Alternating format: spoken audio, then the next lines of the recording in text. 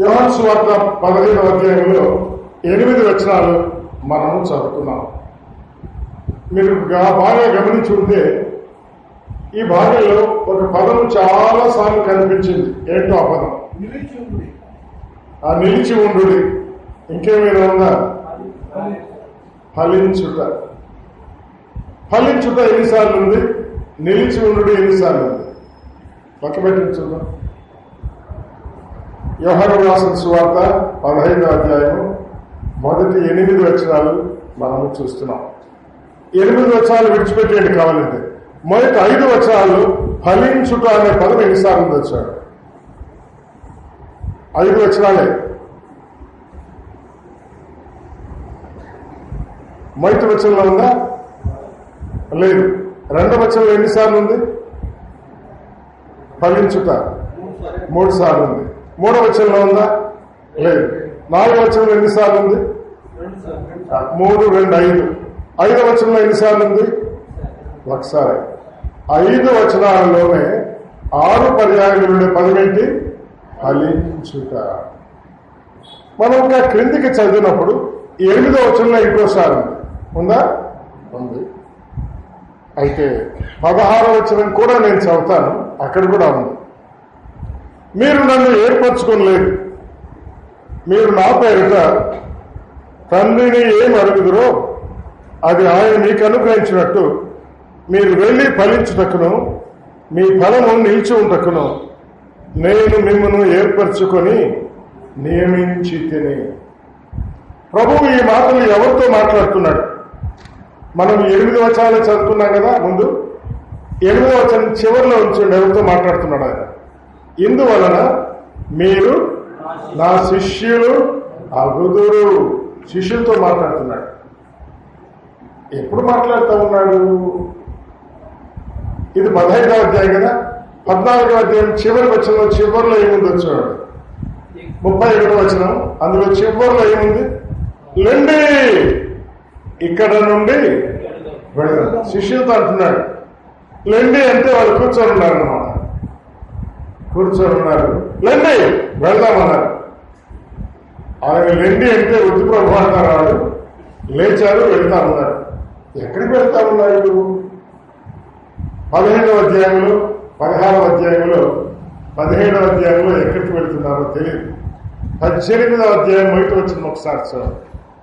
18వ అధ్యాయంలో మొదటి వచనం. యేసు ఈ మాటలు చెప్పి తన శిష్యులతో కూడా యేసు ఈ మాటలు చెప్పి 18వ అధ్యాయంలో కిద్రోను వాగు దాటాడు. అట్లయితే 15, 16, 17లో లెండి ఇక్కడి నుంచి వెళదామని ఎక్కడి దాకా పోయారు వాళ్ళు? కిద్రోను వాగు దాకా పోయారు. ఆ వెళుతున్న మార్గంలో మాటలు చెప్పారంట. అందుకే యేసు ఈ మాటలు చెప్పి. కనుక 15వ అధ్యాయము, 16వ అధ్యాయము, 17వ అధ్యాయము మార్గ మధ్యంలో యేసు చెప్పిన మాటలు. ఏ మార్గ మధ్యంలో? లెండి ఇక్కడి నుంచి వెళ్దామంటే కిద్రోను వారి దగ్గరికి వెళ్ళారు. అంటే కిద్రోను వారు దాటడం ఏంటో ఏమైందో చూడండి. 3వ వచనం చూడండి. యూదా సైనికులను, ప్రధాన యాజకులను, పరిసయ్యులు పంపిన బంటులను వెంట పెట్టుకుని అక్కడికి వచ్చేశాడు. 12వ వచనం. అంతటి సైనికులు, సహస్రాధిపతులు, యూదుల బంటవుతులు యేసును పట్టుకుని ఆయనను బంధించి. చూసారా? కిద్రోను వారు దాటి ఒలీవల కొండకు వెళితే వెంటనే రానువారు, ఆ తర్వాత పరిసయ్యులు, బంట్రౌతులు ఆయన్ను పట్టుకున్నారు, బంధించారు. 19వ అధ్యాయంలో సిలువేశారు. 20వ అధ్యాయంలో తిరిగి లేచాడు. 21లో చాలాసార్లు వాళ్ళకి కనబడ్డాడు. ఇక వెళ్ళిపోయాడు. నేను ఎందుకు చెప్తున్నానంటే అట్లయితే ఆయన 15వ అధ్యాయంలో, 16వ అధ్యాయంలో, 17వ అధ్యాయంలో చెప్పిన మాటలు సిలువ వేయబడ్డానికి ముందుగా శిష్యులతో చెప్పిన మాటలు.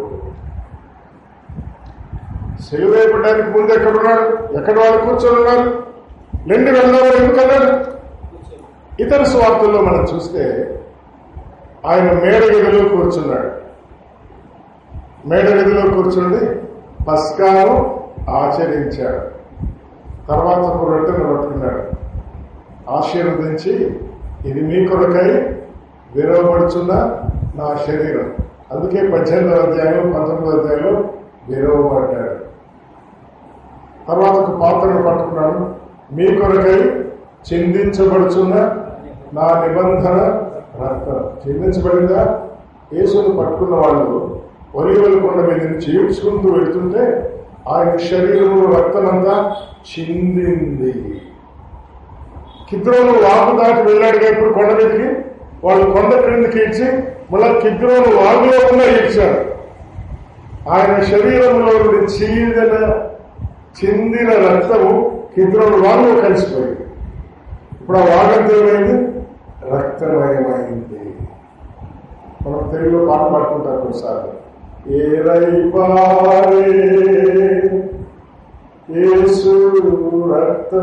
యేసు రక్తం ఏలై పారిందా? పారింది. కొండ మీద నుంచి క్రిందికి ఈర్వబడినప్పుడు శరీరంలో మాంసం కానీ రక్తం కానీ ఏం మిగలదు, చర్మం కూడా ఏం మిగలేదు. ఆ కాడిన రక్తం అంతా కిద్రోను వాగులో ఉన్న నీడ్చినప్పుడు ఏరులై పారింది. ఎందుకు ఈ మాట చెప్తున్నారంటే ఆయనకి తన ప్రాణాన్ని అర్పించడానికి ముందుగా పలికిన మాటలు అన్నమాట. 15వ అధ్యాయం. అంతకు ముందుగా ఆయన మేడగదిలో ప్రభురాత్రి భోజనాన్ని, దానికంటే ముందు పస్కాను ఆచరించాడు. ఇతర సువార్తల్లో చూస్తే అంతగా ఆయన ఒలీవల కొండకు వెళ్ళాడు అని అంతే. కానీ ఒలీవల కొండకు వెళ్లే మార్గములో శిష్యులతో ఏమేమి మాట్లాడాడో యోహాను సువార్తలో మాత్రమే. 15వ అధ్యాయంలో మాట్లాడాడు, 16వ అధ్యాయంలో కూడా మాట్లాడాడు, 17వ అధ్యాయంలో ప్రార్థన చేశాడు. మేడగది నుంచి వెళ్తా ఉన్నారు, మాట్లాడుకుంటా వెళ్తున్నారు. 15వ అధ్యాయం అంతా 16వ అధ్యాయం అంతా. బహుశా కిద్రోను వాగు వచ్చింది, ప్రార్థన చేద్దామా అన్నాడు. అందరూ మోకరించారు. ఆయన మోకరిస్తాడు కదా, మోకరించారు, ప్రార్థన చేశాడు. మాటలు ప్రార్థన అయిపోయింది. కిద్రోను వాగును దాటాడు, ఒలీవల కొండెక్కాడు. యూదా వచ్చాడు, పట్టించాడు. అలాగైతే 15వ అధ్యాయము 16వ అధ్యాయము ఆయన బంధించబడక ముందు పలికిన చివరి మాటలు. చివరి మాటలు అంటే ప్రాముఖ్యమైన మాటలా కాదా చెప్పండి? ఎన్ని మాటలు చెప్పినా, ఈరోజు నేను కూడా బహుశా ఒక 40 నిమిషాలు మాట్లాడతాను. అన్ని చెప్పాక చివరిలో ఒక ప్రాముఖ్యమైన మాట చెప్పి ముగిస్తాను, అంతేనా? అంటే నేను చెప్పే మాటలంతటి సారాంశాన్ని చెప్పి ముగించేస్తాను. యేసయ్య జీవితకాలంలో చెప్పిన మాటలన్నిటి సారాంశం ఇప్పుడు చెప్పాడు. మార్గంలో వెళ్తా ఉన్నారు. బహుశా ఒక ద్రాక్ష తోట కనిపించింది. అక్కడ ఆపేశారు శిష్యులు. ఇదేంటి? ద్రాక్షావళి ప్రభు అన్నారు. నేను నిజమైన ద్రాక్షావళిని అన్నాడు. నేను నిజమైన ద్రాక్షావళి అని మనం ఇందాక చదివిన 8 వచనాలు ఫలించుతా ఫలించుతా ఫలించుతా అనే మాట అన్నాడు కదా. ఇప్పుడు ఆ మాటలు గమనిద్దాం. 2వ వచనంలో మొట్టమొదటి ఏమన్నాడు చూడండి. ఏమన్నాడు? ఫలింపని తీగ. ఒకటి ఫలింపని తీగ. తర్వాత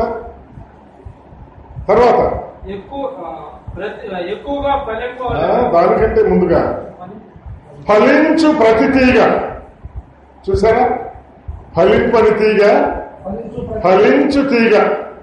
తర్వాత మరి ఎక్కువగా ఫలింపాల అంటే ఎక్కువగా ఫలించు తీగ, మరి ఎక్కువగా ఫలించే తీగ. ఎన్ని రకాలైన తీగలో ఇప్పుడు చూడండి. 3 కాదు. ఫలింపని తీగ, ఫలించు తీగ, ఎక్కువగా ఫలించే తీగ, మరీ ఎక్కువగా ఫలించే తీగ. దాని తర్వాత దానిలోని ఏమనుంది? పనికిరాని తీగ. ఇది 5వ తీగ. పనికిరాని తీగ, పనికిరాని తీగ. 4వ వచనంలో ఫలించుట ఫలించుట అనే ఉంది. 5వ వచనంలో బహుగా ఫలించు తీగ. 6వ వచనంలో చూడండి, ఎవడు నా యందు నిలిచి ఉండని ఎడల, ఇది నిలిచి ఉండని తీగ, నిలిచి ఉండని తీగ. తర్వాత బయట పారవేయబడిన తీగ.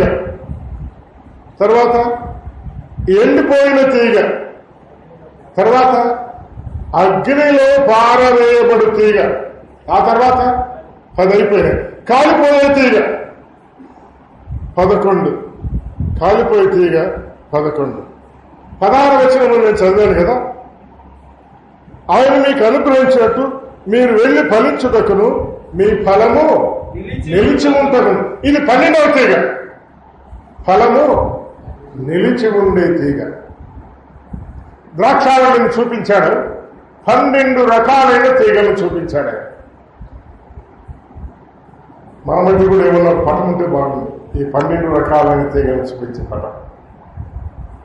ద్రాక్షావళికి 12 రకాలైన తీగలు ఉంటాయి. ద్రాక్షావళి ఎవరంట?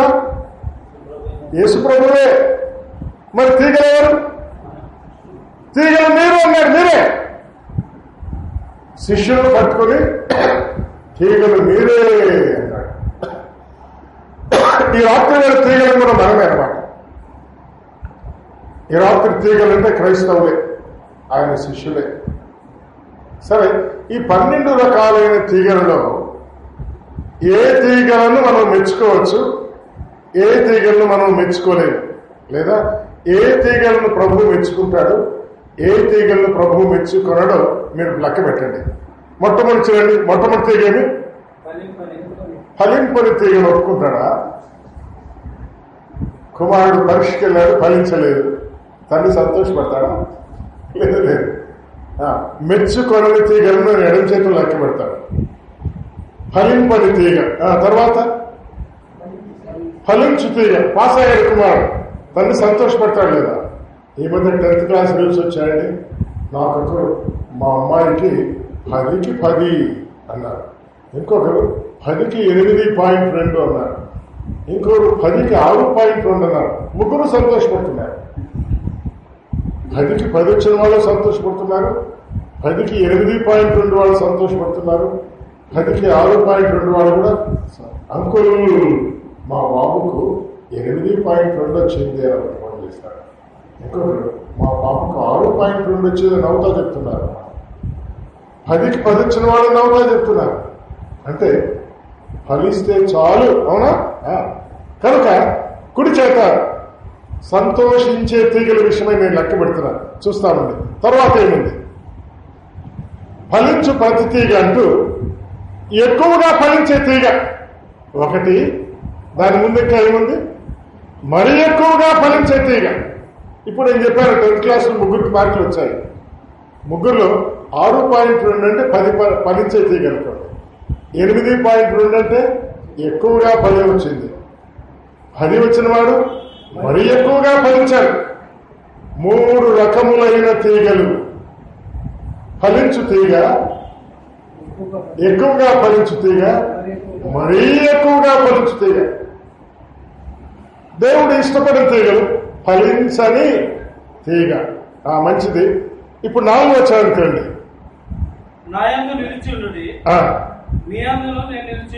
నిలిచి ఉండు తీగ. చూసారా? ఈ తీగని నిలిచి ఉండు తీగ. మంచిది. తర్వాత తీగ ద్రాక్షలో నిలిచి ఉంటేనే కానీ తనంతట తానే ఎలా ఫలింపదు. గుర్తుంచుకోండి, నిలిచి ఉండే తీగ ఏదో ఒక రోజైనా ఫలిస్తుంది. నిలిచి ఉండే తీగ. తర్వాత 6వ వచనం, ఎవరైనా నా యందు నిలిచి ఉండని ఎడల, నిలిచి ఉండని తీగ, నిలిచి ఉండని తీగ. ఇది దేవునికి ఇష్టమైన తీగలో రెండవది. మొట్టమొదటి ఏంటి? ఫలింపని తీగ, నిలిచి ఉండని తీగ. ఈ నిలిచి ఉండని తీగ ఏమైతుందంట? బయట పారవేయబడుతుంది. ఇది రెండవ తీగ లక్షణమే. ఆ తర్వాత ఎండిపోతుంది. ఆ తర్వాత అగ్నిలో వేయబడుతుంది. ఆ తర్వాత నిలిచి ఉండని తీగల గురించి 4 మాటలు చెప్పాడు. ఏం చెప్పాడు? నిలిచి ఉండని తీగ బయట పారవేయబడుతుంది, నిలిచి ఉండని తీగ ఎండిపోతుంది, నిలిచి ఉండని తీగ పారవేయబడుతుంది, నిలిచి ఉండని తీగ అగ్నిలో కాలిపోతుంది. అగ్నిలో కాలిపోతుంది. నిలిచి ఉండని తీగ గుర్తుంచుకోండి. మరి ఈ తీగలు 4 అంటే ఒక 4 పాయింట్లు వీళ్ళ కూడా పెట్టేద్దాం. 5 అయిపోయి 6 వచ్చిందనమాట. 4 చెప్తే దేవుడు మెచ్చుకునే తీగలు ఇప్పుడు 4 మనం చూసాం.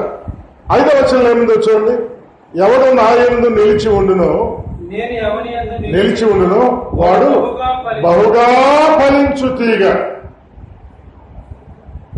16వ వచనంలో మనం చూసినప్పుడు ఫలము నిలిచి ఉండు తీగ. అట్లయితే మీరు గమనించుంటే దేవుడు మెచ్చుకునే తీగలు 6 రకాలు, మెచ్చుకునే తీగలు కూడా 6 రకాలు ఉన్నాయి.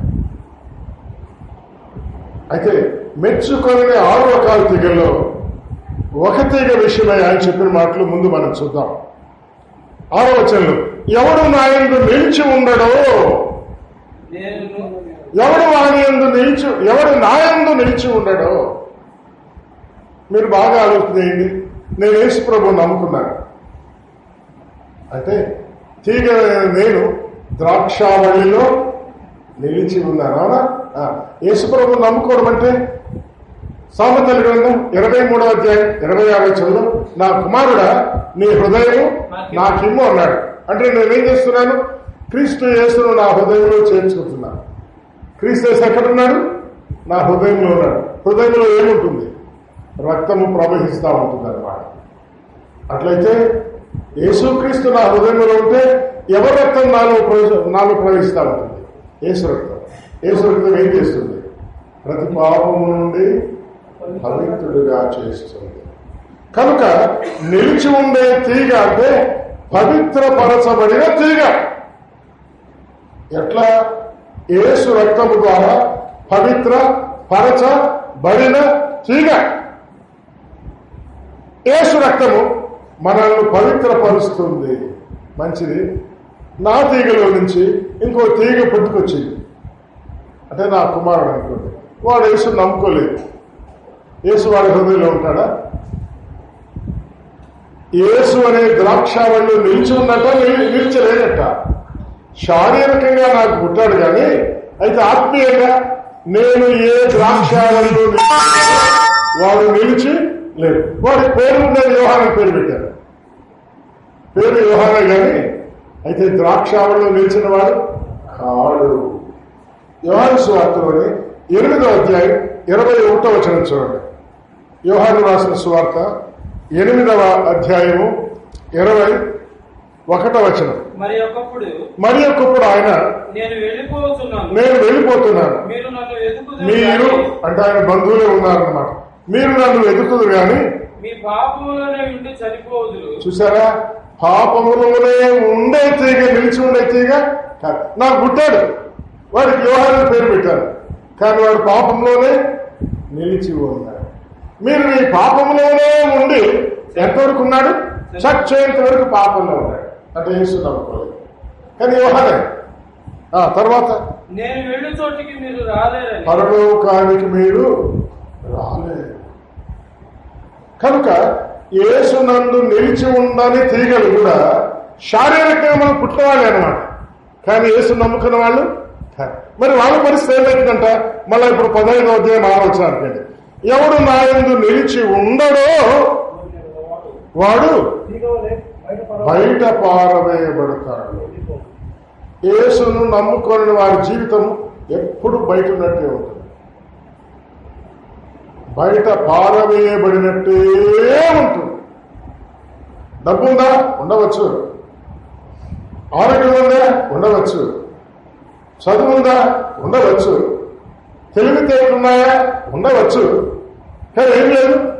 యేసు అనే ద్రాక్షావళికి అంటు పెట్టబడి లేదు కాబట్టి బయట పారవేయబడి ఉంటాడు. అంటాడు. ఒకరోజు ఏమైతుంది?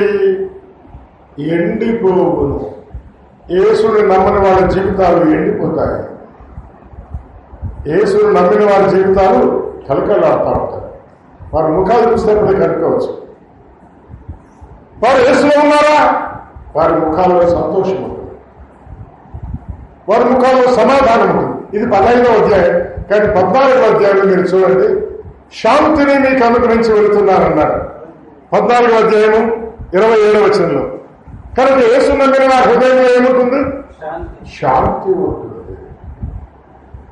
శాంతి అంటే కింద అంకె వేసి, రెండో అంకె వేసి సమాధానం. వాళ్ళ హృదయాలు ముఖాల్లో సమాధానం ఉంటుంది. నమ్మని వాళ్ళలో శాంతి ఉండదు. మాకు మనసు నెమ్మదిగా వెళ్ళింది అని వెళ్ళి ఒక సీసా నిండా సారా తాగొస్తాడు. తాగినంతసేపు ఎగురుతూ ఉంటాడు. అది తగ్గిపోయాక మళ్ళా శాంతి లేదు. అందుకే ఆయన అన్నాడు, లోకమిచ్చినట్టుగా నాకు తాగితే బాగుంటుంది అంటాడు వాడు. అది శాశ్వతమైంది కాదు, దాని ద్వారా ఇంకా నష్టమే. కనుక ద్రాక్షావళిలో నిలిచి ఉండే తీగల పరిస్థితి వేరు, నిలిచి ఉండని తీగల పరిస్థితి వేరు. ఏమైతుంది? మనుషులు అటు వారిని పోగు చేసి అగ్నిలో పారవేతులు, అగ్నిలో కాలిపోతారు. అవునా? అవును. లూకాసు వార్త 16వ అధ్యాయంలో 21, 22 వచనాల్లో అగ్నిలో కాలిపోతున్న ఒక వ్యక్తి మనకు కనిపిస్తాడు. 22వ వచనం చదవండి. లూకాసు వార్త 16వ అధ్యాయము. ఆ దరిద్రుడు చనిపోయి దేవదూతల చేత అబ్రహాము రొమ్మును ఆడుకోటకు, అది 21వ వచనమా? ఆ తర్వాత వచ్చిన 22 చూడండి, 23 చూడండి. 22 కూడా పూర్తిగా చదవాలి. దరిద్రుడు అయిపోయాడు. తర్వాత ఆ ధనవంతుడు కూడా చనిపోయాడు. కానీ చనిపోయి పాతి పెట్టబడను. పారేశారు బయట. పాతి పెట్టమని వస్తాయి కదా. ఎక్కడ పాతి పెడతారు? ఇంట్లో పాతి పెడతారా? బయట పాతి పెట్టేస్తారు అంతే. అప్పుడు అతడు పాతాళములో బాధపడుచు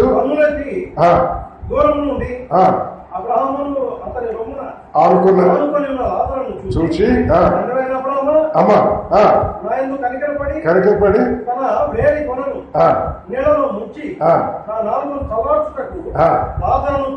నాలుకను చల్లార్చుటకు. అంటే ఈయన నాలుక చల్లార్చబడాలంటే ఈయన నాలుక ఎక్కడుందన్నమాట? మంటల్లో ఉంది. తర్వాత ఆ మాట అంటాడు కదా, నేను అగ్నిలో యాతన పడుచున్నాను. ఎవరైనా ధనవంతుడు కదా, డబ్బు ఏమైనా తక్కువ ఉందా? ఏమి తక్కువ లేదు. డబ్బు ఎట్లా వచ్చింది? బహుశా పెద్ద ఉద్యోగం కావాలి. ఉద్యోగం ఎట్లా వస్తుంది? మంచి చదువుంది కావాలి, మంచి తెలివితేటలు కావాలి, లేదా భూములు ఉన్నాయి కావాలి, పలుకుపడింది కావాలి, రాజకీయంగా గొప్ప కావాలి. డబ్బు దండిగా ఉంది. ఆ క్రింద మీరు చదివితే నీవు లోకములో సుఖం అనుభవించితే, సుఖంగా ఉన్నాడు, నాకేమైంది, అన్ని బాగున్నాయి అంటున్నాడు. కానీ యేసులో నిలిచిన వాడు కాదు. ఒకటి దరిద్రుడు ఉన్నాడు, వాడికి డబ్బు లేదు, తిండి కూడా సరిగా లేదు, ఆరోగ్యము సరిగా లేదు. ఆ భాగవతం చదువుతున్నారు కదా. శరీరం అంతా పుచ్చిపోయింది, కుక్కలు వచ్చి పుళ్ళు నాకుతా ఉన్నాయి, ఆహారం లేదు, ఆకలితా ఉంది. కానీ ద్రాక్షావళిలో వాడు నిలిచి ఉన్నాడు. ధనవంతుడు చనిపోయిన తర్వాత అగ్ని జ్వాలలు ఉండే స్థలానికి వెళ్ళాడు. ఈ ద్రాక్షావళిలో నిలిచిన వాడు చనిపోయేటప్పటికి దేవదూతలు వచ్చారంట. ఎవరు కనబడలేదు. దేవదూతలు కనబడతారా? కనబడకుండా వచ్చారు. దేవదూతలు పడిపోయారు. అబ్రహాము రొమ్ములో ఆడుకొని ఉన్నాడు. ఇప్పుడైతే వాడిక్కడ నెమ్మదిగా ఉన్నాడు. వీడు నెమ్మదిగా ఉన్నాడు, వాడు యాత్ర పెట్టబడుతున్నాడు. ద్రాక్షావళిలో నిలిచి ఉన్నవాడు నెమ్మదిగా ఉన్నాడు. ద్రాక్షావళిలో నిలిచి ఉండని వాడు ఎక్కడున్నాడు? పారవేయబడ్డాడు, అగ్నిలో కాల్చబడ్డాడు, కాల్తా ఉన్నాడు, యాతన పెట్టబడుతున్నాడు. ఈ ధనవంతుడు దేవుడు గారబ్బా, వీడు కూడా యాకోబు యోసేపు అయితాడు. వాడు లాజరు. అందరూ క్రైస్తవులే. శిష్యులారా, ద్రాక్షావళి నేను, నా యందు నిలిచి ఉండని తీగలున్నారు. ఎక్కడున్నారు? మన ఇళ్లలోనే ఉన్నారు. ఇంకా మీ కుమారుడు నమ్ముకోలేదు, మీ ఇంట్లోనే ఉన్నారు. ఇంకా మీ కుమార్తె నమ్ముకోలేదు, మీ ఇంట్లోనే ఉన్నారు. ఒకవేళ సేవ కొరకు నేను వెళ్ళాను. ఆయన సంఘంలో పెద్దగా ఉన్నాడు. ఆయన కుమారుడు ఒక ఆఫీసర్గా ఉన్నాడు. కొద్ది సంవత్సరాల క్రితం పెళ్ళైంది. ప్రార్థనకే రాలేదు. ఏమంటే వాడి ప్రార్థనకి రాలండి. ప్రభు నమ్ముకున్నాడా? లేదు. ఈయన సంఘ పెద్ద కాబట్టి ఒక నమ్మిన విశ్వాసాన్ని పెళ్లి చేశాడు కొడుకు.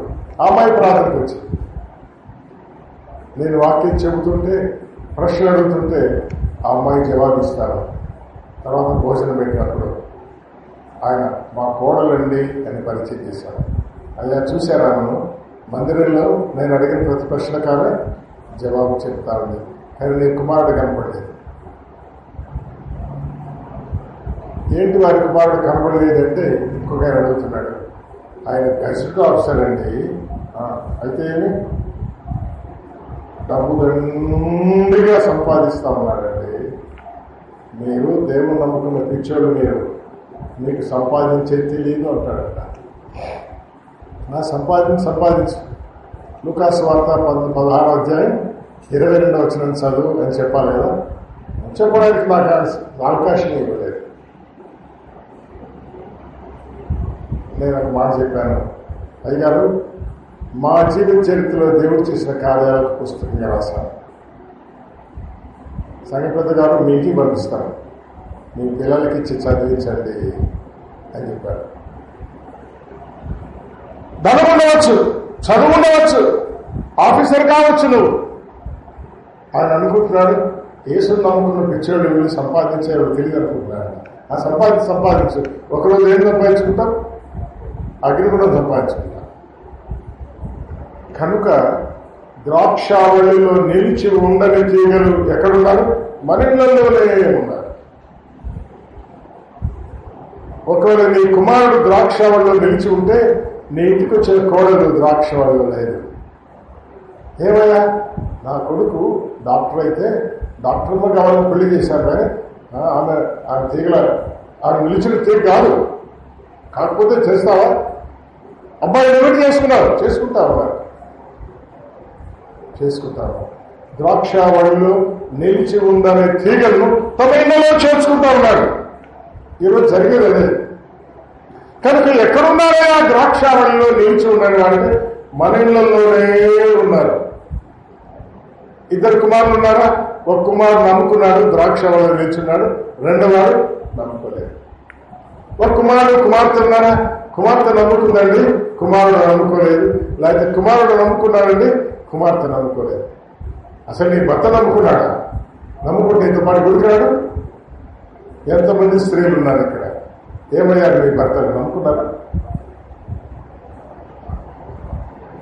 నమ్మి కూడా గుడికిరాడా? వాళ్ళు వేరే సంగతి, వాళ్ళు పక్కన పెట్టేయండి. ఇంకా నమ్ముకోకుండా ఉన్నారా?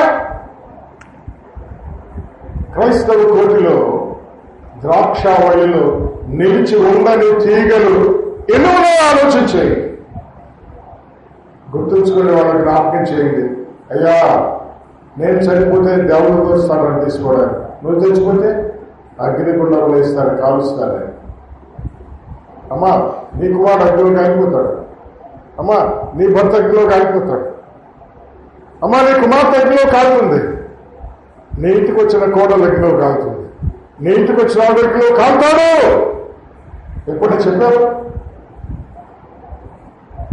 నా కొడుకు మంచి ఉద్యోగం అయ్యా, దండిగా సంపాదిస్తా ఉన్నాడు.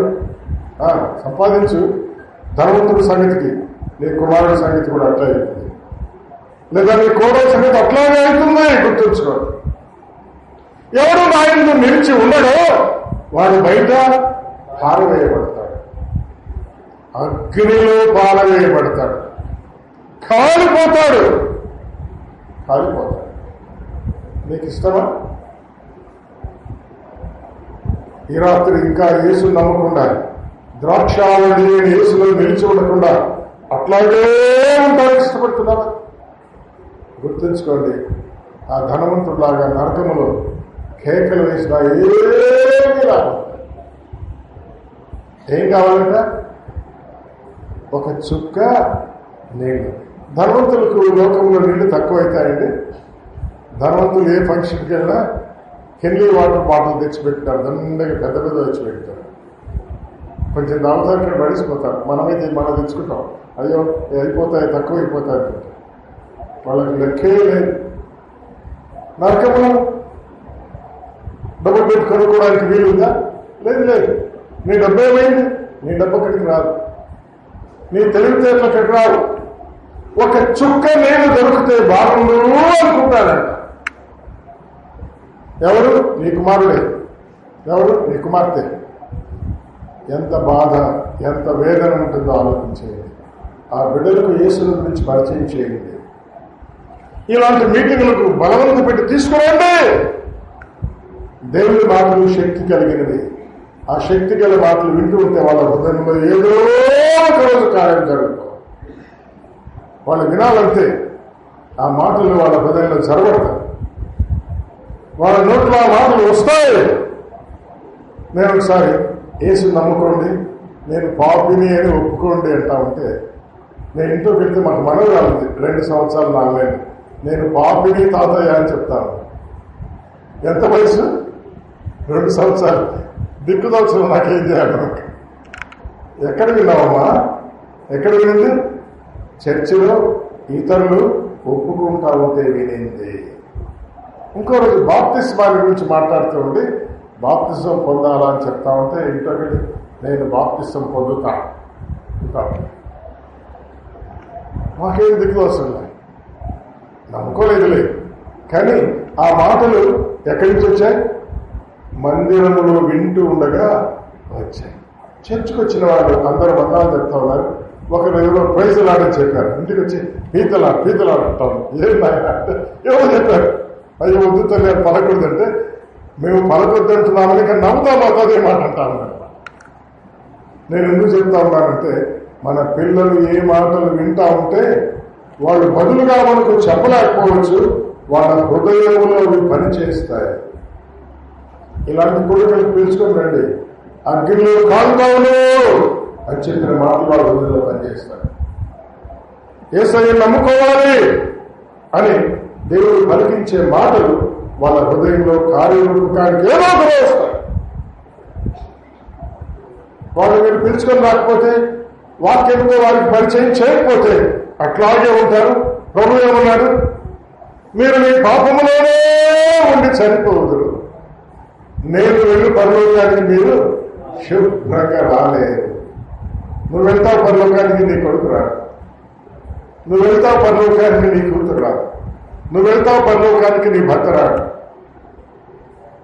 అలాంటి స్థితి నుంచి మనం దూరంగా ఉందాం. ఈ రాత్రి వేళ ఇంకా ఎవరైనా ద్రాక్షావళిలో నిలిచి ఉండకుండా ఉంటే, ఈ రాత్రి వేళ నిలిచి ఉండాలని తీర్మానం చేసుకోండి.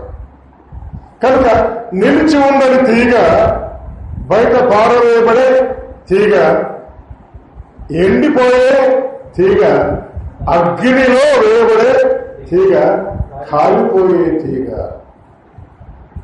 ఈ 5 రకములైన తీగలు దేవునికి ఇష్టము లేదు. గుర్తుంచుకోవాలి. ఇంకో తీగ ఇష్టం లేదు. తీగ మొట్టమొదటి 2వ వచనంలో ఉంది కదా, నాలో ఫలింపని తీగ. అంటే ఈ తీగ ఆయనలోనే ఉంది. ఈ తీగ ఆయనలో ఉంది, ఆయనలో నిలిచి ఉంది. కానీ అయితే ఏం లేదు, ఫలము లేదు. ఫలము లేని తీగను ఆయన తీసి, నిజానికి తీసి పారవేయమును అని ఉండకూడదంట, తీసివేయమని ఉండాలంట. తీసేశాడంటే తీసి పారేశాడని రాశారు మన వాడు. మూల భాషలో తీసివేశాడని. ద్రాక్ష చెట్ల సంగతి నాకు తెలియదు, మీకు తెలియదు. కానీ ద్రాక్ష చెట్లను గురించినటువంటి తెలిసిన వాళ్ళని అడిగితే ఇట్లా చెప్తా ఉన్నారు. ద్రాక్ష చెట్లు మనంత ఎత్తుగా ఉన్నటువంటి పందిర్లు వేయబడిన పందిర్ల మీద పెరుగుతాయి. ఒకవేళ మీరు చూసి ఉండొచ్చు కదా. తీగలు చాలా బలహీనంగా ఉంటాయి. ఆ బలహీనమైన తీగలకే బలమైన గెలలు వస్తూ ఉంటాయి. కొన్ని తీగలు బలహీనమై కింద పడతాయి. ఎక్కడ పడ్డా? కింద పడతాయి. కింద పడిన వెంటనే భూమిని తాకితే ఆ తీగలో నుంచి వేర్లు భూమిలోకి వెళ్ళిపోతాయి. వేర్లు భూమిలోకి వెళ్ళిపోతే ఇంకా వేర్ల దగ్గర ఫలం రాదు. భూమిలో నుంచి సారం పీల్చుకుంటా ఉంటుంది కానీ ఫలం రాదు. ఆ సారం ఎక్కడికో వెళ్ళిపోతుంది అన్నమాట. నాలో ఈ తీగ ద్రాక్షవల్లి ఉంది, అయితే ఫలము లేకుండా. మరి తోటమాలు ఏం చేస్తాడంటే ఆ తీగను భూమిలో నుంచి తీసేస్తాడు. తీసి అట్లయితేస్తాడు పైకి. అది తీసి పారవేయని ఉందన్నమాట. ఎందుకు తీసి పారేస్తున్నాడు? నువ్వు భూమిలో ఉంటే నీవు వేర్లన్నీ భూమిలోకి వెళ్ళిపోయే ఫలము నీ దగ్గర కనబడడం లేదు. నాలో అంటే నమ్మిన వాడే, ఫలము లేనివాడన్నమాట. ఫలము ఎందుకు లేదు అంటే ఆ తీగ ఎక్కడుంది? భూమి మీద ఉంది. భూమితో సంబంధాన్ని కలిగి ఉంది. ఇప్పుడు కొలస్సై పత్రిక 3వ అధ్యాయం 1, 2, 3 వచ్చారు చదవండి. కొలస్సై పత్రిక 3వ అధ్యాయం. మీరు క్రీస్తుతో కూడా లేపబడిన వారైతే పైనున్న వాటినే వెతుకుడి. తీగలోనా మీరు ఎక్కడున్నారా? పైనే ఉండాలా? మీ దృష్టి పైనే ఉండాలా? పైన ఏమున్నాయి? ఫలించే తీగలున్నాయి. మీ దృష్టి అంతా కూడా ఫలించే తీగల మీద ఉండాలా? అక్కడ క్రీస్తు దేవుని కుడిపార్శ్వమందు కూర్చున్నాడు. మీరు పైకి చూస్తే దేవుని కుడిపార్శ్వమందు కూర్చొని మీ కొరకై విజ్ఞాపన చేస్తున్న క్రీస్తు యేసు కనిపిస్తాడమ్మా. మోకరించే యేసు కనిపిస్తాడమ్మా. యేసు మోకరిస్తే మనం కూర్చొని ఉంటామా? మనం ఏం చేస్తాం? ఇప్పుడు మీరందరూ ఉన్నారు. మనలో మన పెద్దవాళ్ళు దాస్ గారు మోకరించారు. మీరు కూడా ఏం చేస్తారు? అందరూ మోకరిస్తారు. మోకరించే యేసు మీకు కనిపిస్తే మన మోకాలు కూడా వంగుతాయి. ఆయన మోకరించి నీ కొరకు ప్రార్థన చేస్తా ఉన్నాడు. నువ్వు మోకరిస్తావు, ప్రార్థన చేస్తావు. ఆ తర్వాత ఏముంది? పైన ఉన్న వాటి మీదనే కానీ ఈ తీగ భూ సంబంధమైన వాటి మీద మనసు పెట్టుకుని తన వేర్లు భూమిలోకి చదివించుకుంది. అందుకే ఫలము లేదు. తర్వాత ఏముంది? ఇంకా మీరు మృతి పొందితిరి, మీ జీవం క్రీస్తు కూడా దాచబడింది. దేవుని యందు దాచబడి మంచి. తర్వాత కింద 4వ వచనం అనుకుంటాను. 4, 5 మనకు జీవమైన క్రీస్తు ప్రత్యక్షమైనప్పుడు మీరు ఆయనతో కూడా మహిమ యందు ప్రత్యక్షపరచబడతారు. తర్వాత వచనం చదవండి. కావున భూమి మీద ఆ తీగ ఎక్కడ ఉంది? భూమి మీద. వేర్లు ఏమయ్యాయి? భూమిలోకి చొచ్చుకొని పోయి భూమి మీద ఉన్న అవయవాలంటే భూమిలోకి చొచ్చుకొని పోయిన ఆ వేర్లను, మీ అవయవములను అనగా నాలో ఉన్న తీగే కానీ భూమి మీద పడిపోయింది. భూమిలోకి వేర్లు వెళ్ళిపోయిందంటే వీళ్ళలో ఏం కనిపిస్తుందంట? జారత్వము, అపవిత్రత, కామకత్వము, దురాశలు, ధనాపేక్ష. అట్లయితే గుర్తుంచుకోండి, ఎవరిలో దురాశలు ఉన్నాయో, ఎవరిలో ధనాపేక్ష ఉందో, ఎవరిలో జాగ్రత్తము, కాముకత్వము అనే శరీర సంబంధమైన లైంగిక పాపాలు కనిపిస్తున్నాయో నాలో ఉన్నవాడే వీడు. అంటే యేసులో ఉండే వాళ్ళు కూడా ఉంటాయా? ఉన్నాయంట. ఉన్నాయి కదా. యేసులో ఉన్నారు. దురాశలు ఉంటాయా? ఉండవా? మంచి ఆశలు ఉంటాయి, చెడాశలు కూడా ఉంటాయి. నీలో కూడా ఉన్నాయా? నీలో కూడా ఉన్నాయా? నాలో కూడా ఉంటాయి. అనుమానం లేదు. మోకాళ్ళ మీద ప్రార్థనా జీవితము తక్కువైతే ఏమొస్తాయి? మనకు దురాశలు వస్తాయి. ధనాపేక్ష. డబ్బు ఉండే తప్పే కాదు, డబ్బు విషయమైన అపేక్ష. డబ్బు దేవుడు మనకి ఇస్తాడు. ఇచ్చారా లేదమ్మా? ఇచ్చారా? ఇవ్వలేదా? మీకు ఇచ్చే విషయం మీకు తృప్తి లేదా? లేకపోతే ఒకసారి గుర్తుంచుకోండి. మీ నాన్న వాళ్ళు అడగండి, నాన్న చిన్నప్పుడు ఇప్పుడు నాకు ఇంత డబ్బు మీకుందా అని అడగండి. ఏమంటారు? అబ్బో మీకంటే దండి ఉంది అంటారా? లేదు లేదు. ఒకరు మీకు అనుమానం మీ జేజనాయని అడగండి, జేజనాన్న ఇప్పుడు మాకున్న డబ్బు, ఇప్పుడు మాకున్న తిండి, ఇప్పుడు మాకున్న బట్టలు, ఇప్పుడు మాకున్న ఇండ్లు, ఇప్పుడు మాకున్న కరెంటు, ఇప్పుడు మాకున్న సౌకర్యాలు మీకున్నాయా అంటే ఏమంటారు? లేదు నాయన, ఎక్కడికి మాట్లాడతారు. దేవుణ్ణి నమ్ముకున్న తర్వాత దేవుడు ఎన్ని రీతులుగా నేను ఆశీర్వదించాడు. అవన్నీ చాలవని ఇంకా నీవేమున్నాయి? దురాశలు ఉన్నాయి, ధనాపేక్ష నీలో ఉంది, ఇంకా శరీర సంబంధమైన పాపాలు. మీరేమనుకోదండి, మైక్ ఆపేసి చెప్పినా నిజమేమో కానీ అయితే వెంటనే నమ్మిన వాళ్ళు కూడా శరీర కోరికలు ఉన్నాయి వాళ్ళలో వీళ్ళలో. మనం వినడం లేదా? అది వింటా ఉన్నాం. ఎవరితో మాట్లాడుతున్నాడు ఆయన? శిష్యులతో మాట్లాడుతున్నాడు. శిష్యులు అంటే ఎవరు? నమ్మిన వాళ్ళు మాత్రమే కాదు, ఈ శిష్యులు సేవకులు కూడా. ఈరోజు సేవకుల్లో కూడా లోపాలు ఉన్నాయి.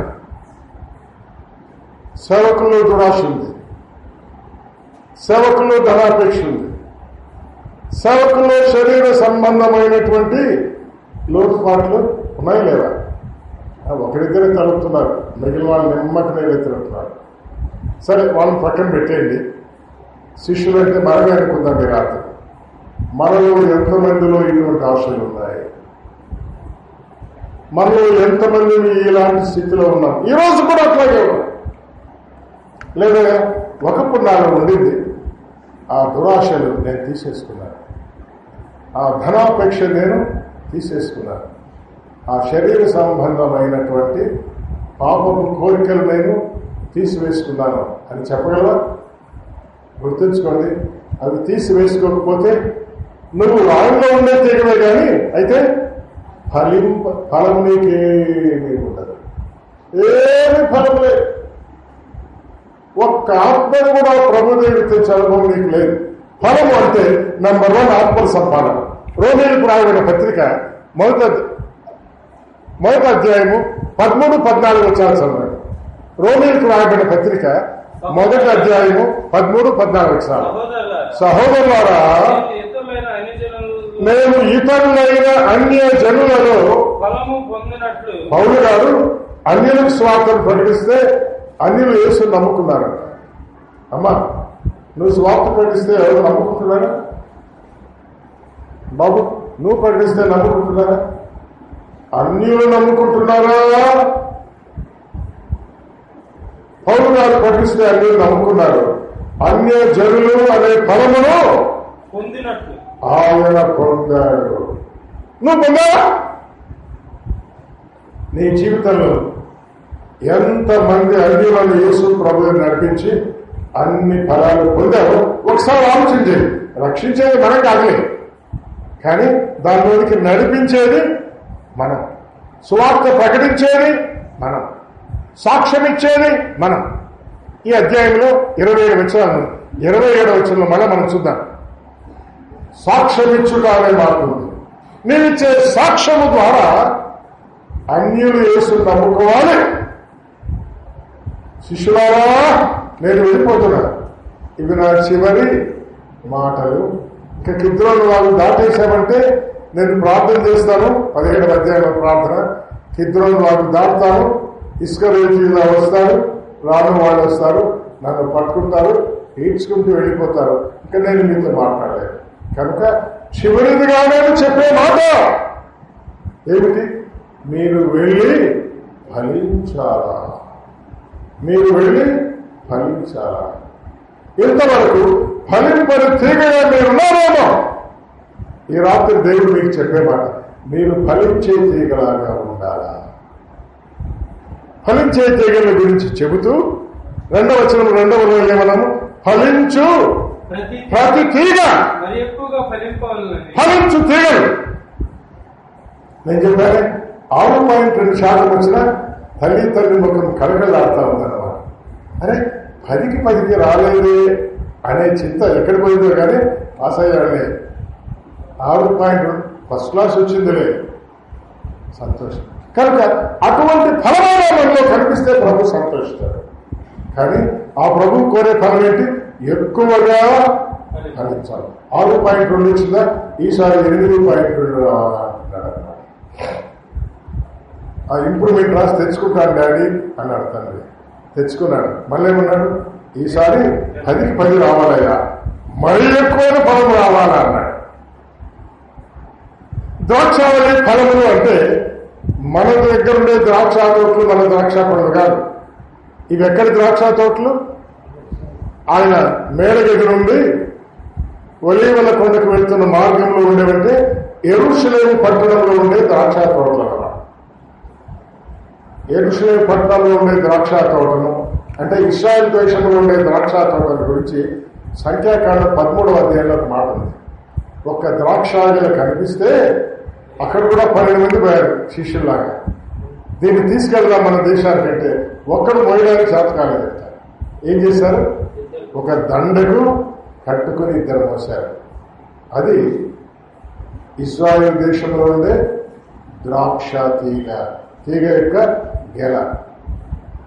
మరి ఎక్కువైన ఫలములు కలిగిన గెల అంటే ఇంకా 2 కాదు, 3 మోసారు అనుకుందాం. మరీ ఎక్కువైన ఫలం అంటే 4 మోయవలసిన గెల. అటువంటి ఫలాలు మీరు ఫలించాలా దేవుడు కోరుతున్నాడు. ఫలించాలా? ఎక్కువగా ఫలించాలా? మరీ ఎక్కువగా ఫలించాలా? 5వ వచనంలో ఉండే ఫలం ఏంటో చూడండి. 5వ వచనంలో ఉండే ఫలం అందులో 3వ లైన్లో ఉంది కదా. ఏంటో ఆ ఫలం చూడండి. ఇది బహుగా ఫలించాల. మరీ ఎక్కువగా ఫలించే తీగలు, గెలలు ఎన్ని ఉండాలంట? 1 కాదు, బహుగా. అంటే ఇక్కడ సంఘంలో ఒక్కొక్క కుమారుడు, ఒక్కొక్క కుమార్తె మరీ ఎక్కువగా ఫలిస్తూ ఉంటే, ఈ బహుమంది ఫలిస్తూ ఉంటే తిమ్మసముద్రంలో ఉండే సంఘంలో ఉన్న సహోదరులందరూ ఏమైతారు? బహుగా ఫలించే. అప్పటికి తిమ్మసముద్రంలో ఇంకా నమ్మని వాళ్ళు ఎవరు మిగులుతారా? ఎవరు మిగలరు. ఒక ఆయన అన్నాడు, మా ఊరు చెరువులో ఉన్న చేపలని దేవేశ్వరమయ్య అన్నాడు. అందరూ అయిపోయారా? అందరూ అయిపోయారు. మరి మీ చర్చలో అంతమంది కనపడడం లేదంటే ఆయన అన్నాడు, 7th డే వాళ్ళ చుక్కని దేవేశ్వరం పోయినాడు. యెహోవా సాక్షులు కొద్ది దేవేశ్వరం పోయినాడు. మరి నువ్వేం చేస్తున్నావా? నేను చూస్తా ఉంటుంది. అలాంటి వారి విషయమై ప్రభువుకు సంతోషం లేదు. మీరు నేను బహుగా ఫలించాలి, మరీ ఎక్కువగా ఫలించాలి, ఫలించు తీగలముగా ఉండాలి. ఫలించు తీగలు మరీ ఎక్కువగా ఫలించాలని మన మధ్య ఉన్న కొన్నిటిని కత్తిరించేస్తారట. ఆదివారమే పనులు పెట్టుకుంటారు కొద్దిమంది, కత్తిరించేస్తారు. ఆ పని పోతుంది. ఎందుకు? మందిరానికి వెళ్ళాలన్నాక వాక్యం వినాలి. నీకు 5 రోజులు 6 రోజులు పనిస్తే తృప్తి లేకుండా 7వ రోజు కూడా పోతారు. ఆ పనే కట్ చేసి పారేస్తారు. సరిపోతుందా? సరిపోదు. కనుక ఏవేవి మీరు నేను ఫలించడానికి ఆటంకంగా ఉంటాయో దేవుడు వాటిని కత్తిరించి వేస్తాడు. కనుక ఆయన కత్తిరించినప్పుడు మనము దిగులు పడకూడదు. ఒకవేళ ద్రాక్ష తీగకే ప్రాణం ఉంటే కత్తిరించను, అమ్మో అబ్బో వద్దు వద్దయ్యా అంటా ఉంటుంది కదా. మనం కూడా వద్దయ్యా. మన జీవితంలో కొన్నింటిని కత్తిరిస్తాడు. ఎందుకు? నీవు బహుగా ఫలించాలి. చివరిగా ఒక మాట చూసుకొని మనం ముగించుకోవచ్చు. 16వ వచనంలో ఏం చదువుకున్నాం చూడండి. 16వ వచనం, మీరు నన్ను ఏర్పరచుకోలేదు, మీరు నా పేరిట అది ఆయన మీకు అనుగ్రహించినట్టు మీరు వెళ్ళి ఫలించుడు, మీ ఫలము నిలిచినట్టును నేను మిమ్మల్ని ఏర్పరచుకున్నాను. మీరు నన్ను ఏర్పరచుకోలేదు, నేను మిమ్మల్ని ఏర్పరచుకున్నాను. నేను దేవుడు నమ్ముకున్నానే అన్నావు. నువ్వు అది నమ్ముకుంది. ఆయనను పట్టుకున్నాడు. ఆయన పట్టుకుంటే దొరికావు అంతే, పరిగెత్తిపోతా ఉన్నావు. ఆయన నిన్ను ఏర్పరచుకున్నాడు. నీవున్న స్థలంలో దేవుని వాక్యాన్ని ఆయన వినిపింప చేశాడు. రేడియోలోనో, టీవీలోనో, మైక్ ద్వారానో, లేకపోతే నువ్వున్న వీధిలోనే మీటింగ్ పెట్టించో, నీ ఇంట్లోనే స్తుతి కొడుకు పెట్టించో, ఏదో ఒక రీతిగా నిన్ను ఏర్పరచుకున్నాడు. ఏర్పరచుకోవడం మాత్రమే కాదు, నిన్ను నియమించాడు. ఏర్పాటు అంటే రక్షణ అనుకోండి, నియమించుట అంటే ఫలము ఫలించడానికి అనుకోండి. ఒక మాటలో చెప్పుకోండి, రక్షించబడ్డానా అయిపోయింది కాదు కాదు కాదు కాదు. ఆయన నిన్ను పని కొరకై నియమించాడు. ఏంటా పని? ఫలించే పని. ఇప్పుడు పూర్తిగా చదువుతాం. మీరు నన్ను ఏర్పరచుకోలేదు, మీరు నా పేరట తండ్రిని ఏమి అడుగుతారో అది ఆయన మీకు అనుగ్రహించాడు. చూసారా, మీరు ఏమడిగినా తండ్రి మీకు అనుగ్రహిస్తాడు. ఏ విషయంలో? ఫలించే విషయం అన్నమాట. స్వామి, నేను ఆత్మలు ఫలించాలని ఆశ నాకుంది, నేను సువార్త చెప్తానయ్యా, ఆ వ్యక్తి రక్షించబడేటట్టుగా సహాయం చేయమంటే చేస్తాడు. ఈ మాట చదువుకొని ఈ మాట మీద మీ వేలు పెట్టి ప్రార్థన చేయండి. ఫలించే విషయంలో మీరు తండ్రిని ఏం అడిగితే అది నేను మీకు చేస్తానని చెప్పినానే, ఫలానానికి నేను సువార్త చెప్తున్నాను, ఆమెను రక్షించినట్టుగా, ఆమె రక్షించబడేటట్టుగా అనుగ్రహించండి అని అడగండి. చేస్తాడా లేదా? చేస్తాడని దేని బట్టి చెప్పగలం? తన పుస్తకంలో రాయించాడు. నాకు ఇష్టమైతే చేస్తాను, నాకు కష్టమైతే చేయను అన్నాడా? లేదు లేదు. తర్వాత ఒక మాట ఉంది, మీరు వెళ్ళి ఫలించుటకును మీ ఫలము. కొంతమంది ఫలించామంటున్నారు కానీ ఆ ఫలాలు కనపడడం లేదు. ఆ ఫలాలు ఏముండాలి? నిలిచి ఉండాలి. అనంతపురంలో మాకు ఇల్లు ఉండేది. మేము వేరే చోటు ఆ ఇల్లు వాడికి ఇచ్చాము. ఆ పైన సత్యనారాయణ రెడ్డి గారిని ఒక అగ్రికల్చరల్ సైంటిస్ట్ అందులో వాడుకునేవాడు. వాళ్ళ తమ్ముడు మాకు పరిచయం. మాకు వాళ్ళ కుటుంబంలో చాలా సన్నిహితంగా ఉంటారు. కొన్నిసార్లు వాళ్ళ ఇంటికి మేము వెళ్తూ ఉండేవాళ్ళం. ఆయన అగ్రికల్చర్ సైంటిస్ట్ అన్నారు. ఒకసారి ఇంటికి వెళ్తే రైతులు వచ్చి కిందకు వచ్చారు, ఆయన పైకి వచ్చారు. ఏంటి సంగతి అంటే, ఆ రైతులకు మేము పరంగి కాయలు ఉంటాం, దాన్ని ఎర్రగా ఉంటాయి కాయలు, మీరు ఏమంటారు అంటే లోపల నల్ల విత్తనాలు ఉంటాయి, ఇంతలా ఉంటాయి కాదు అమ్మా. పుచ్చకాయల బొప్పాయి కాయలు. వాళ్ళకి బొప్పాయి తోట ఉందంట. బొప్పాయి తోటలో పూత వస్తూ ఉంది, బాగా పిందెలు కూడా వస్తున్నాయి, కాయలు అంతలా రైతుగా రాలిపోతున్నాయి. అది కాదు, మీరు సైంటిస్ట్ అని మేము విన్నాం, మీరు ఇందులో రీసెర్చ్ చేశారంట. మా తోటను చూసి ఆ ఫలము నిలిచి ఉండేటట్టుగా మాకు సహాయం చేయండి అంటున్నారు. ఈ ఎండలకి నేను రాలేదా, నేను పెద్ద వయసు ఉన్నవాడిని అంటామంటే, మేము కారు తీసుకొస్తామండి, ఏసీ కారు తీసుకొస్తామండి, మీరు దిగాల్సిన పని లేదండి, తోట దగ్గర మీరు కారులోనే కూర్చొని చూడండి, మాకు సలహా ఇవ్వండి, ఆ ఫలము నిలిచి ఉండడానికి మేమేమి చెయ్యాలో. బహుశా ఆయన పోయినట్టున్నాడు, నాకు తర్వాత నేను దాని గురించి వివరణ తెలుసుకోలేదు. మనకు కూడా ఒక సైంటిస్ట్ ఉన్నాడు, అయ్యా నేను సువార్త ప్రకటిస్తానని ఆశ నాకు ఉంది, ఫలించాలని ఆశ నాకు ఉంది, నా ఫలము నిలిచి ఉండేందుకు సాయం చేయమంటే ఏమంటాడు ఆయన? నేను వస్తాను పద అంటాడా? ఈ సైంటిస్ట్ లాగా నేను రాలేదయ్యా, నేను ముసలివాడిని, నా చేత కదా అంటాడా? ఆయన అన్నాడు, మీరు వెళ్ళి ఫలించున్నట్లు మీ ఫలము నిలిచి ఉంటున్నట్లు నేను ఏర్పరచుకున్నాను, నియమించాను. మరెందుకు ఫలాలు నిలబడలేదు? ఆదివారం ప్రార్థనలు 10 మంది పురుషులు కనిపిస్తున్నారు, అంతేనా? ఎందుకు ఫలాలు నిలిచి ఉండలేదు? ఎందుకు ఫలము కనబడలేదు? ఎందుకు మీరు నేను ఎక్కువగా ఫలించలేకపోతున్నా? మరి ఎక్కువగా ఎందుకు ఫలించలేకపోతున్నా? బహుగా ఎందుకు ఫలించలేకపోతున్నా? ఈ ప్రశ్న నాకు నేనే చాలాసార్లు వేసుకుంటాను. స్వామి, ఇన్ని ఊళ్ళకి వెళ్తాను, కష్టమైన ప్రయాణాలు కొన్ని చేస్తున్నాం, కొన్ని సులభమైన ప్రయాణాలు, వాక్యము ప్రకటిస్తా ఉన్నా, ఫలము కనబడడం లేదే. కనిపించినట్టున్నా రెండోసారి నేను వెళ్ళినప్పుడు ఆ ఫలాలు నిలిచి ఉన్నట్టుగా కనబడడం లేదే. కొన్నిసార్లు కొంతమందికి బాప్సం ఇచ్చాము, వాళ్ళు మళ్ళీ కనబడడం లేదే. మన ఫలము నిలిచి ఉందా? నిలిచి ఉండాలా? నిలిచి ఉండాలి. ఈ రాత్రి మాటలన్నీ ఆలోచించేయండి. మనం ఫలించు తీగల్లాగా ఉన్నామా? ఫలింపని తీగల్లాగా ఉన్నామా? ఫలింపని తీగల గురించి ఏమనుకున్నాము? భూమి మీద ఉన్నప్పుడు భూ సంబంధమైన ఆశలు దానిలో. ఇంకా భూలోకంలో ఎవరు ఉన్నారు? లూకాసు వార్త 14వ అధ్యాయం 25వ వచనం చదవండి. ముందుగా 14వ అధ్యాయం 25, 26 వచనాలు కలుపున్నారు. లూకాసు వార్త 14వ అధ్యాయము 20. బహుజన సమూహము ఆయనతో కూడా వెళ్తా ఉన్నారు. ఆయన వారితో తిరిగి ఎవడైనా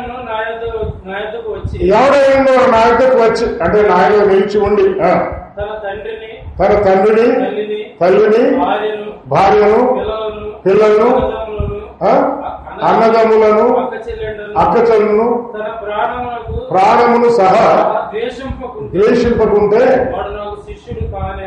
భూలోకములో మనకి ఎవరెవరు ఉన్నారయ్యా? మొట్టమొదటి ఎవరున్నారంట? తండ్రి ఉన్నాడా? మీలో చాలా మందికి తండ్రులు వెళ్ళిపోయినారు. అప్పుడే నాకున్నాడు. నా తండ్రిని, తర్వాత నా తల్లి వెళ్ళిపోయింది లేదు. కొద్దిమందికి ఉన్నారు. తండ్రి ఉన్నారు, తల్లి ఉన్నారు. తర్వాత నీకు పెళ్ళైందిగా భార్యలు ఉన్నారు. పిల్లలు ఉన్నారా? ఉన్నారు. అన్నదమ్ములు ఉన్నారు. అక్కజల్లు ఉన్నారు. ఇంకెవరు ఉన్నారు చెప్పండి? అక్కజల్లు అయిపోయారు, అన్నదమ్ములు అయిపోయారు, నీకంటే కింద పిల్లలు అయిపోయారు, నీ భార్య, నీతోనూ భార్య ఉంది, మీ నాన్న అన్న. ఇంకెవరు ఉన్నారో భూలోకంలోకి వెళ్ళకటి చెప్పండి. ఇంకుండేది ఒకటే, నువ్వే. నీ ప్రాణం. ప్రాణం అంటే మనకు చాలా ప్రీతి కదా. ఏం చేయాలంట?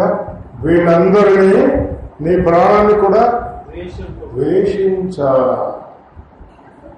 అంటే భూమి మీద నీకు ఎవరెవరు ఉన్నారో వాళ్ళందరినీ నాకంటే, నా పని కంటే, నా కొరకే ఫలించే దానికంటే ఎక్కువగా మీరు ప్రేమించకూడదు. అలాగే ద్వేషించకుంటే మీరు నా శిష్యులు కారు కాదు. కారు అనే దానికి కానేరు అనే తేడా ఉందా లేదా? కానేరంటే ఎప్పుడు కూడా కాలేదు. కనుక ప్రభు కొరకే ఫలించాలంటే ఎవరిని ద్వేషించాలా? అమ్మను, నాన్నను ద్వేషించాలి. మరి ప్రేమించమన్నాడే, సన్మానించమన్నాడే. కానీ సేవ విషయంలో, ఫలించే విషయంలో అమ్మా నాన్న తర్వాత ఎవరంట? భార్య. నా భార్యకి లేదు, ఆమె కూడా ఈ మాట చెప్తే ఏమనుకుంటుంది? ద్వేషిస్తే ఎట్లండి అందా అంటారు. అమ్మా, ప్రభు కొరకై ఫలించే విషయంలో నేను నిన్ను కూడా ద్వేషించాలి. అన్నదమ్ములు ఉన్నారా? ఉన్నారు. నాకు తమ్ముడు ఉన్నాడు, అమ్మలేడు. కానీ తమ్ముడికేమో నేను అండగా ఉన్నా. చెల్లెళ్ళు ఉన్నారు, అక్కర్లేదు. వాళ్ళందరూ కలుసుకున్నప్పుడు నా దేవుడు మిమ్మల్ని ద్వేషించమన్నాడు అమ్మా అంటే ఏమంటారు? ఇక పిల్లలు ఉన్నారు, ద్వేషించను అన్నాడు దేవుడు అంటే చొక్కా పట్టుకుంటారు వచ్చి. ఏమయ్యా, ద్వేషించేదానికి మమ్మల్ని కన్నావా నువ్వు? ఏమంటున్నావు అని నిర్ణయిస్తారు. లోక సంబంధమైన ఆప్యాయతలు, అన్యోన్యతలు, వారి కొరకు మనం ఏం చేయాలో చేయాలా. వారిని మన అనాథాలుగా విడిచిపెట్టడం దేవుడు చెప్పలేదు. కానీ ఫలము ఫలించే విషయంలో అవసరమైనప్పుడు వీళ్ళందరినీ కూడా, చివరికి నీ ప్రాణాన్ని కూడా ఏం చేయాలి? లెక్క చేయకుండా ఉంటేనే నువ్వు ఎక్కువగా ఫలిస్తావు, మరీ ఎక్కువగా ఫలిస్తావు, బహుగా ఫలిస్తావు. చివరిదిగా 16వ వచనం చూసినట్టుగా నీ ఫలము నిలిచి ఉంటుంది. దేవుడి కొరకై దేవుడిని నేర్పరచుకున్నాడో ఆ ఉద్దేశం నీ జీవితంలో నెరవేరుతుంది. అలాగే జీవించడానికి ప్రభు తన మూల్యమైన కృపను మనందరి పట్ల విస్తరింపచేయగా ప్రార్థన చేసుకున్నాను.